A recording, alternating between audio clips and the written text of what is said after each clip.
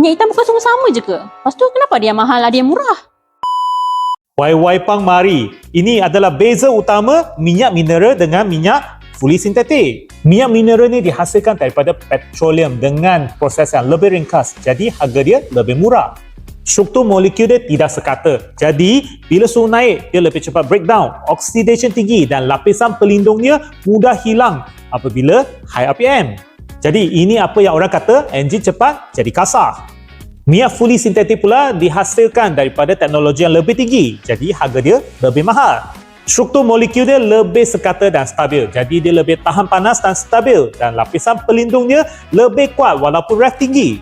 Jadi enjin lebih smooth dan ringan dan performance dia lebih konsisten. Ini sebab dia mahal dan murah, bukan sekadar jenama saja tetapi teknologi dan pelindungan.